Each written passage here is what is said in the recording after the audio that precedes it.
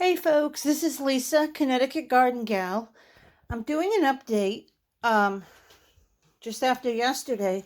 So I put a video up earlier today that I filmed yesterday introducing my new Euro Blue or Indian Blue worms that I got.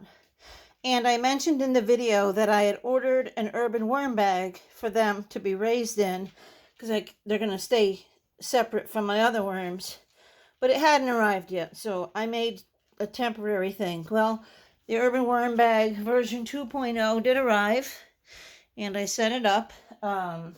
This is my spare bedroom slash my grandson's playroom when he comes, so he won't mind. So what I did is I went ahead, since this is so big, and added some bedding without the worms, which is, again,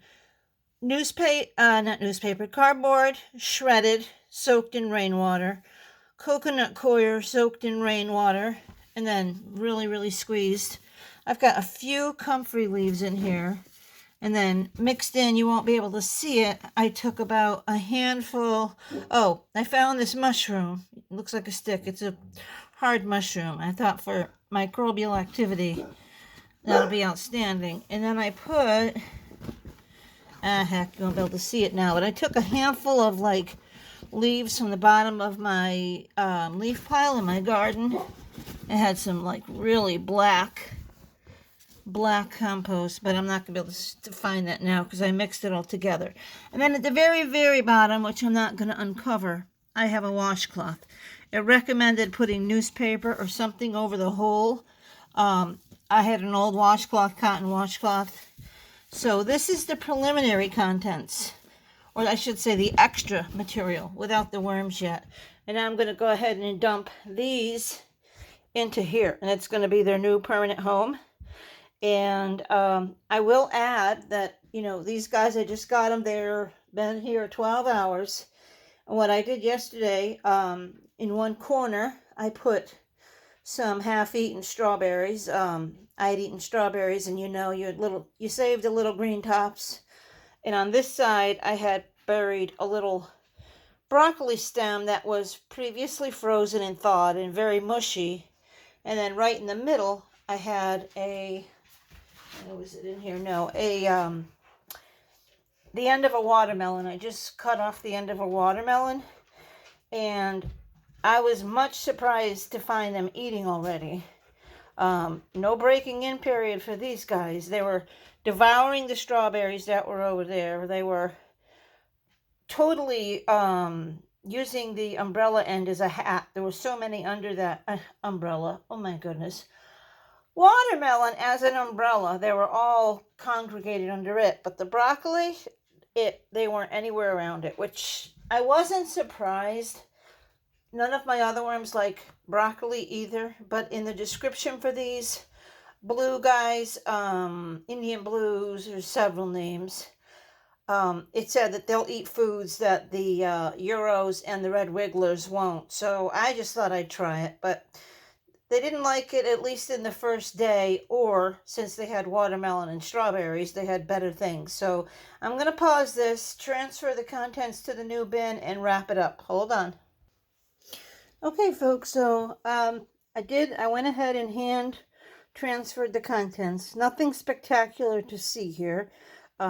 Before moving it over, I took the food out, which is the pieces of the strawberries that I mentioned, and the cap of the watermelon. Now, one thing I wanted to show you is, if you flip this over, I'll hold it at an angle, you can see how much is missing. This was cut flat. This was sliced directly off, and that big divot is what these guys ate overnight within hours of arriving here. So either they're pretty darn hungry, or they are very aggressive eaters, or both. Either, I'm not complaining. It's a good thing. This urban worm bag is so big. I mean, it's just, I can't even describe how big it is compared to the little Rubbermaid tub. So you're not going to see any. They all are at the bottom, I'm sure, or scattered. They haven't found their way up to the food yet. And I purchased 2 starter kits on eBay of the blue worms, and I think it was sold by grams. I'm gonna have to look that up, but I think it was like 15-gram starter kits. I would say each of the 2 kits contained maybe 20 worms, so there may be 40 worms in this giant urban worm bag, which is massive. So I'm gonna see, again, I'm not adding euros, I'm not adding red wigglers. I'm gonna keep these blues separate, and I may become a supplier of them down the road if they work out for me well. And I want to keep them separate in case I decide to do that.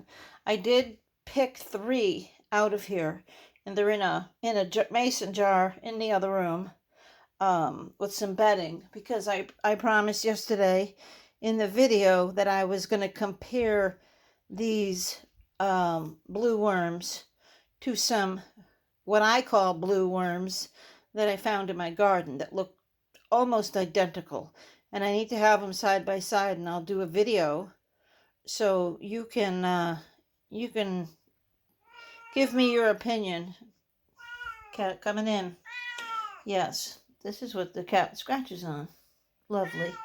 So yeah, you can give me your opinion if you think they're the same. Either way, I'm still not going to put them together because these are supposed to be, true, pure blue worms. So I don't want to take a chance just because I have something that looks the same. Since I don't have it positively ID'd, I'm not going to mix them.